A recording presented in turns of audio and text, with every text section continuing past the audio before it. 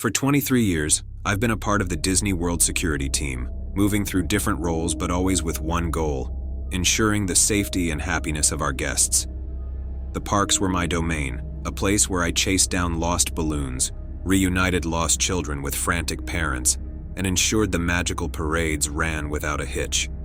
But as years passed, the physical toll of patrolling miles of park each day began to weigh on me. Eventually, I requested a transfer, seeking something less demanding on my body. That's how I ended up as a security employee at one of the Disney World resorts, a position that seemed like a peaceful twilight to my career. The transition brought new routines and a slower pace, focusing on guest relations and property security rather than the high-energy demands of park patrols. It was a welcome change, offering a different perspective on the magic of Disney. But this tranquility was short-lived. It started as an ordinary day in October, with the Florida sun casting long shadows over the resort.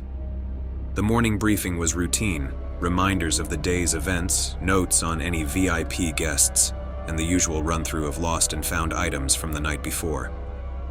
But then, an unusual report came in. A family, the Martins, had missed their checkout time.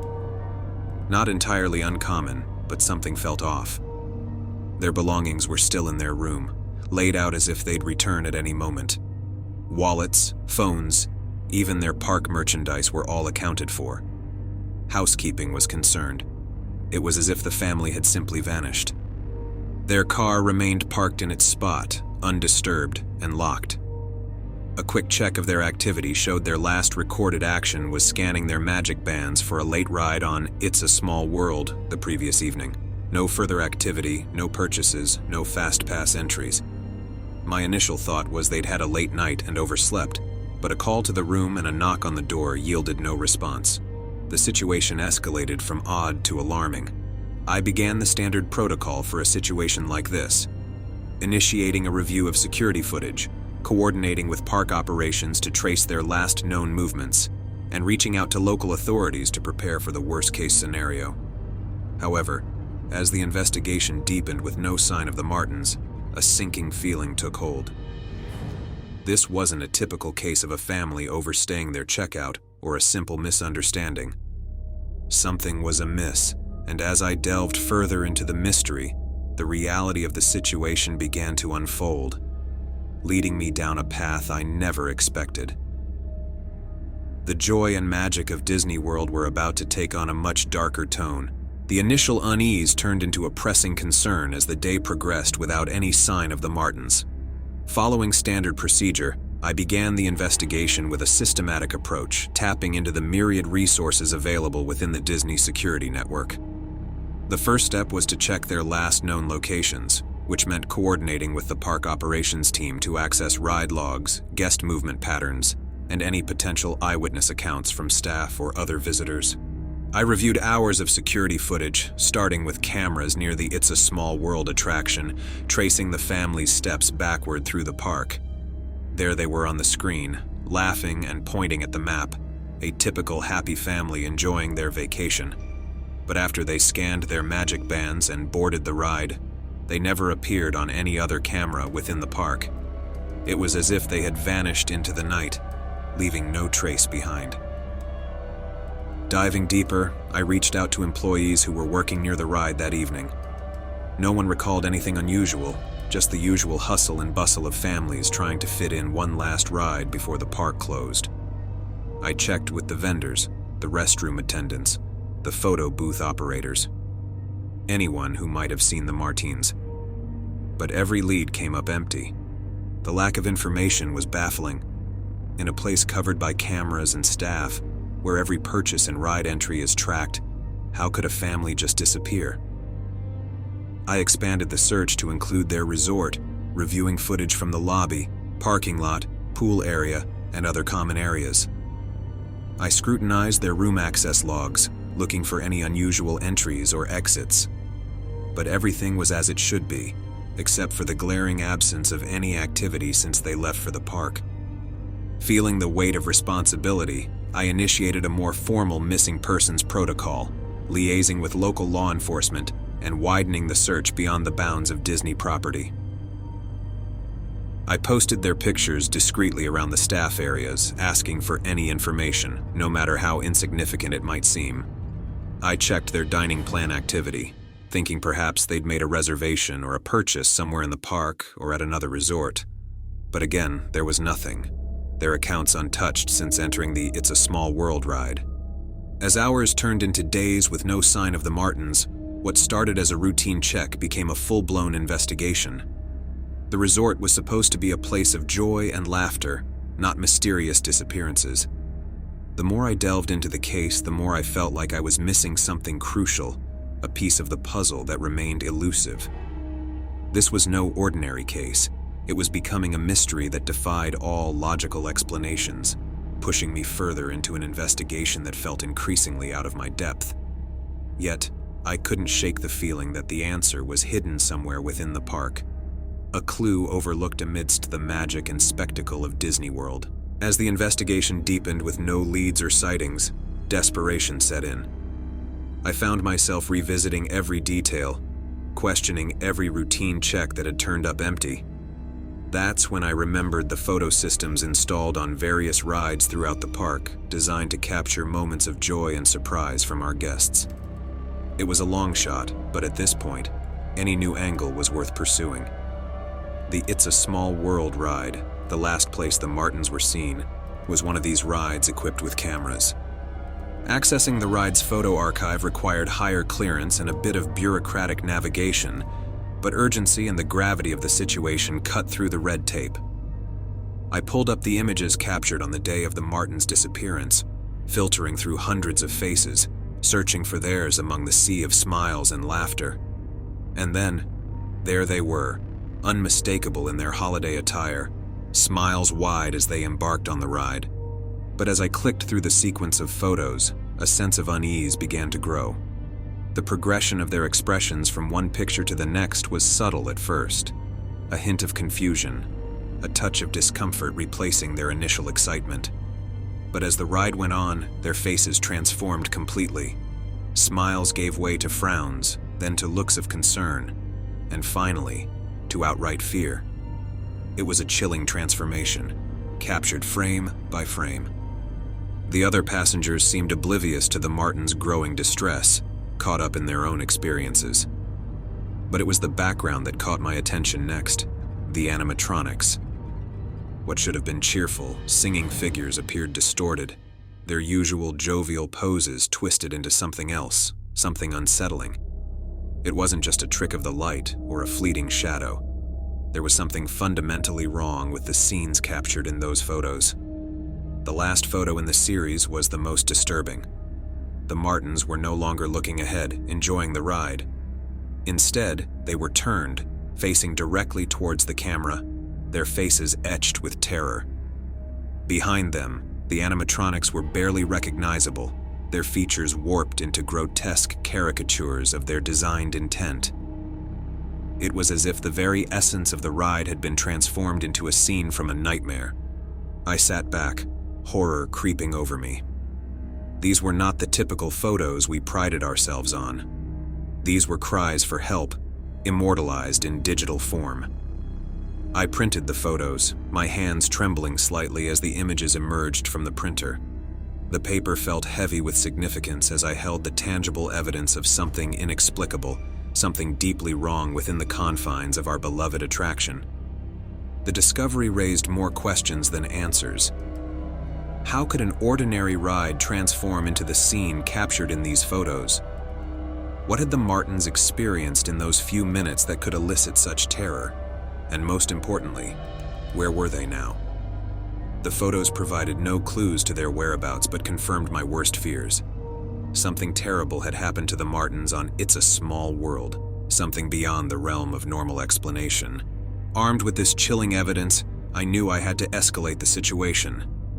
But even as I prepared to bring this to my superiors, a part of me doubted how it would be received.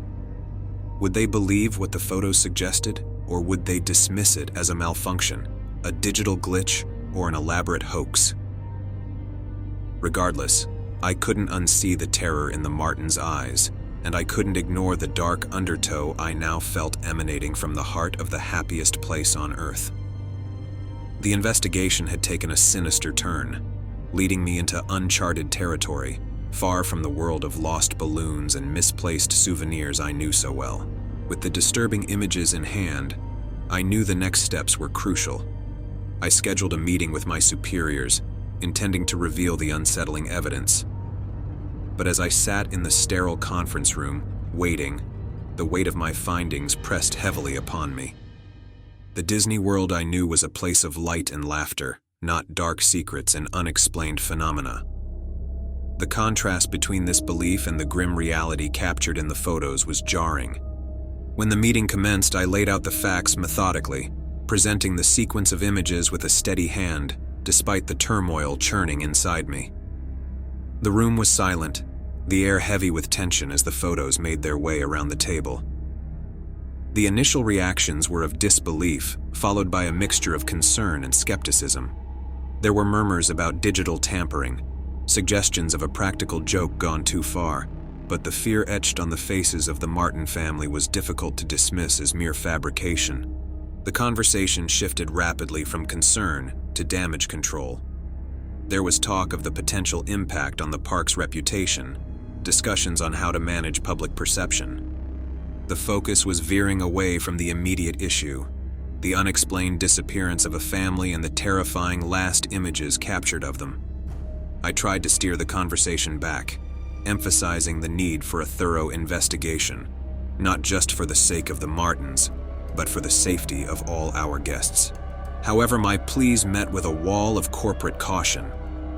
I was assured that the matter would be handled internally, that the photos would be analyzed by experts to ascertain their authenticity.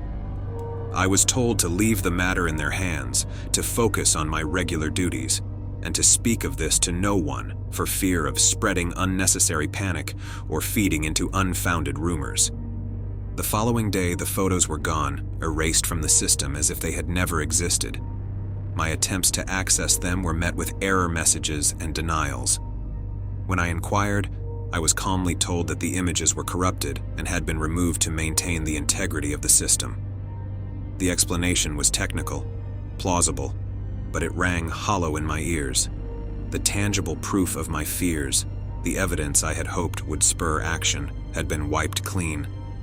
I felt isolated, caught between my duty to protect and the impenetrable facade of corporate interests. The lack of transparency, the swift erasure of the photos, and the redirection of my concerns left me questioning everything I thought I knew about the place I had dedicated my life to. It wasn't just the disappearance of the Martins that haunted me now, but the unsettling realization that there were depths to this magical world that were carefully shielded from the public eye. The sense of betrayal was profound. I had always believed in the values touted by the company, in the importance of safety and integrity. Yet, here I was, faced with a situation that contradicted everything I stood for. The internal struggle was agonizing. I was torn between my loyalty to the company and my moral obligation to expose the truth, to prevent this nightmare from happening to anyone else. The decision to leave was not made lightly. It came from a place of profound disillusionment and a need to adhere to my own principles. I couldn't stand by and watch the veneer of magic be used as a cover for something so inexplicably dark. Resigning was my silent protest, my way of refusing to be complicit in what I now saw as a disturbing facade. But resignation was not enough to quell the sense of responsibility that gnawed at me. The images of the Martin family's terror, the dismissal of their plight, the erasure of their existence, it all propelled me forward, driving me to find a platform outside the confines of the corporate structure to share their story. I needed to warn others, to shed light on the shadows lurking beneath the surface of the happiest place on Earth. The cover-up, the deliberate burying of the truth, had only deepened my resolve. I couldn't shake the feeling that the Martins were not the first, and if I remained silent, they would not be the last. Leaving Disney World behind was like stepping out of a dream into a stark, unforgiving reality. The decision to leave, to abandon a career that spanned over 2 decades, was agonizing. Yet it was a decision compelled by a deep-seated sense of justice and a haunting obligation to the Martin family, whose faces linger in my mind, their eyes pleading for help that never came. In the days following my resignation, the silence was deafening. No follow-up inquiries, no public outrage, no whispers of the missing family. It was as if the world had simply moved on, leaving the Martins lost to the shadows of forgotten memories. This silence fueled my determination, transforming my resignation from a quiet exit into a resolute mission. I began documenting everything, from the initial disappearance to the chilling images and the subsequent cover-up. My living room transformed into a makeshift office, walls lined with notes and timelines, each piece of evidence a stark reminder of the truth that needed to be exposed. I reached out to journalists, to bloggers, to anyone who would listen, but the magic of Disney cast a long, intimidating shadow, and my story, without the concrete evidence that had been erased, sounded like the ramblings of a disillusioned former employee. But I couldn't give up. The stakes were too high, the echoes of the Martin family's terror too loud to ignore. I started a blog, a small beacon in the vast digital ocean, recounting my experiences and the darker undercurrents hiding beneath the surface of the happiest place on Earth. It started as a whisper, a faint voice in the wilderness, but gradually, people began to listen, to share, to question. The blog became a meeting ground for others who had experienced unexplained occurrences, for former employees burdened with their own heavy secrets, and for families who had eerily similar stories of moments where the magic slipped, revealing glimpses of something much more sinister. Together, our voices began to weave a tapestry of doubt, challenging the narrative presented by the glossy brochures and sparkling fireworks. As the blog gained traction, I started receiving anonymous messages, snippets of information that suggested the Martins were not an isolated incident. There were others, lost in the intricate web of attractions and parades, their stories buried beneath layers of corporate secrecy and public incredulity. Each new account added weight to the sinking realization that what happened to the Martins was part of a much larger, more disturbing pattern. The journey from a respected security employee to a whistleblower was fraught with challenges. There were threats, legal and otherwise, attempts to discredit my character, to paint me as a disgruntled former employee with an axe to grind. But the truth, once set in motion, is a powerful force, impossible to contain. The more they tried to silence me, the louder I spoke, the more determined I became to shine a light on the darkness. This story, my story, is not just a warning about the hidden dangers lurking behind the scenes of a world-renowned amusement park.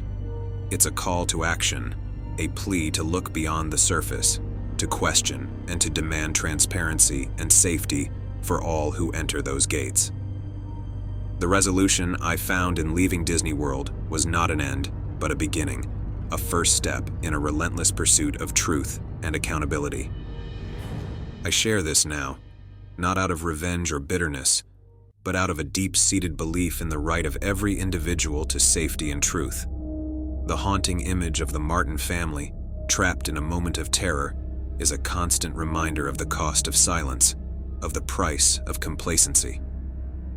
I left Disney World behind, but the fight for truth, for the safety and well-being of every guest, continues. This is my warning. The magic of Disney holds a darker side, and it is our duty to ensure that no more families vanish into the shadows of the happiest place on Earth.